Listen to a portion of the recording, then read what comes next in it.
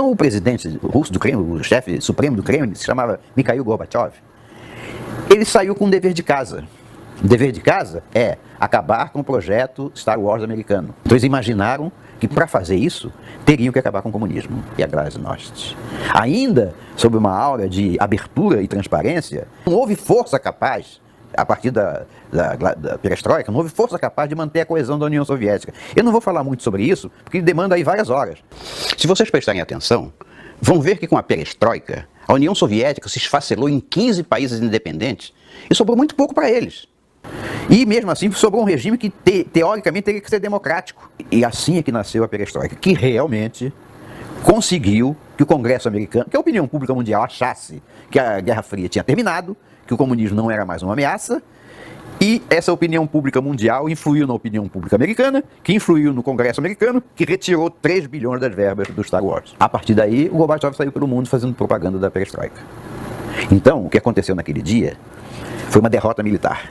Não foram resultados do desejo soviético de atender às necessidades da população. Foi uma derrota militar imposta pela OTAN, que tinha uma cereja do bolo no bolso do colete, o Brasil. Só porque a OTAN tinha o Brasil é que a União Soviética caiu. Agora, olha bem, por que os americanos, que a partir dali passaram a ser a única potência mundial militar do planeta, não pegou o Brasil, colocou no colo e saiu embalando para nunca mais perder? Porque apareceu um outro detalhe importantíssimo. Quando a União Soviética caiu, não era possível existir bilionário no regime comunista. Como era possível isso? Como foi possível aparecer bilionário russo? É porque a cúpula comunista, a nomenclatura, se associava aos capitalistas russos que faziam o mercado negro, e os dois conduziam todas as finanças do país, embora o regime político fosse totalitário para oprimir a população. Aí, teve gente nos Estados Unidos que botou a mão na cabeça e disse, mas poxa, foi isso? Quer dizer que tinha um capitalismo lá na União Soviética? Claro que tinha, rapaz. No dia seguinte da perestroika aparece um cara que é dono do posto de petróleo, como é que pode? Então, os magnatas americanos do Clube de Bilderberg chegam à seguinte conclusão. Que continuou mandando depois que o muro de Berlim caiu, então nós estamos dando uma de otário. O bom mesmo é um regime totalitário, onde o capitalismo seja oculto. Porque aí, sim, a gente domina o dinheiro, mas não tem que concorrer com ninguém. Não tem negócio de oferta e procura. Não paga imposto. O estatal não paga imposto. É mesmo, né? Então, peraí. Acho que o melhor regime é o regime comunista sob um capitalismo submerso. Fazer isso, a gente junta com eles. Junta com eles. Rapaz, já existem projetos de dominação mundial que até hoje não foram materializados por falta exatamente de oportunidade. Agora nós temos com a oportunidade na mão.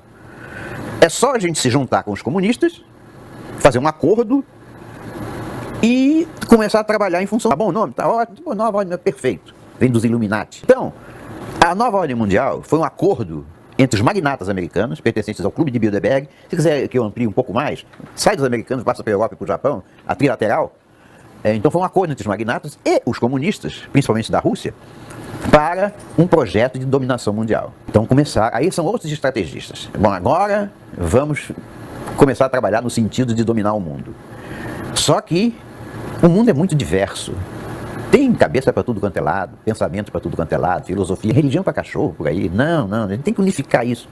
Religião também precisa unificar. Ele tem razão. Como é que a gente vai fazer? Vamos fazer o seguinte: a gente precisa montar uma cúpula que estabeleça uma constituição nossa, escondida, secreta, que construa um projeto de materialização desse domínio mundial. Tá bem.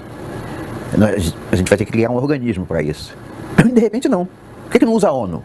Nós não temos dinheiro? É só botar na ONU quem a gente quer. E aí da ONU, ela tem jurisdição mundial, dali a gente parte, com todas as instruções para o mundo inteiro. Então, a ONU foi toda aparelhada para cumprir um projeto. E o interessante é que projetos nasceram da ONU a partir dessa determinação e desse patrulhamento, vamos chamar assim. Para começar, olha bem, eles criaram uma coisa chamada a Carta da Terra, que é a Constituição da Nova Ordem Mundial. Incrível como pareça, a Carta da Terra foi a junção de dois organismos. O organismo comandado pelo Gorbachev e o do Maurice Strong, que era o secretário-geral da ONU. O Rockefeller, por exemplo, foi e é um dos defensores da Carta da Terra. Para ver a diversidade de personalidades que estão alinhadas aí no mesmo barco. Como é que você pode acreditar na junção de ideias entre o Frei Leonardo Boff e o Rockefeller? Mas tudo bem, eles assinaram a Carta da Terra. Essa Carta da Terra, ela, como disse o Rockefeller, ela ia substituir os 10 mandamentos. Substituir o nosso Deus onipotente pela Deus Terra, deusa Terra, pelo planeta, a Mãe Terra. Então, essa substituição, nós estamos vivenciando ela diariamente. Todo o projeto ecológico advém exatamente da Carta da Terra. Quer dizer, foi um projeto feito, primeiro, para acolher as viúvas do comunismo. Todos os partidos verdes que nasceram pelo mundo afora foram mobiliados pelos comunistas arrependidos.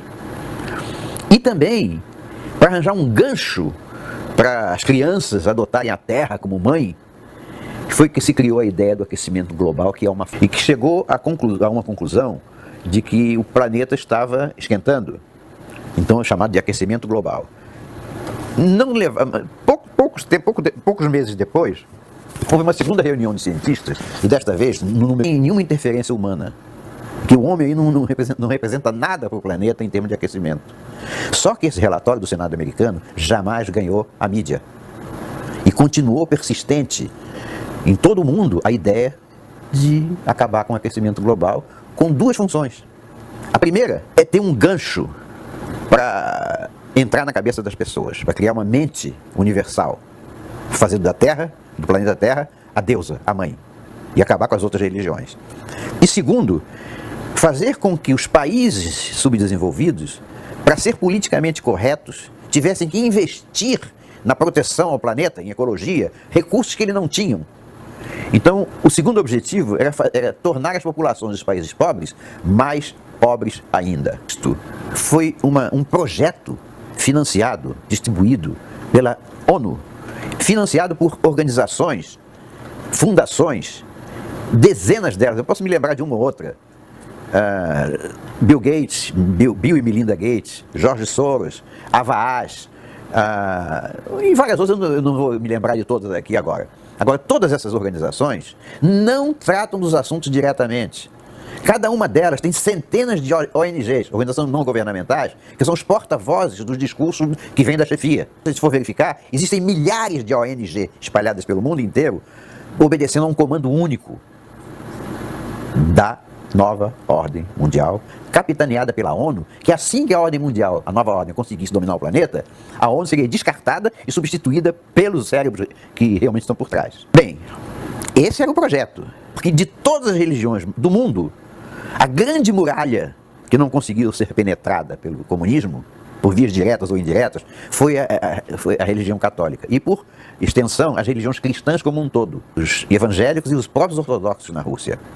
Então, existe uma muralha, uma barreira que não foi conseguido, que os comunistas não conseguiram romper, mas tentaram terrivelmente, principalmente nos Estados Unidos, porque o objetivo é destruir a sociedade judaico-cristã. Estamos falando dos Estados Unidos e Israel.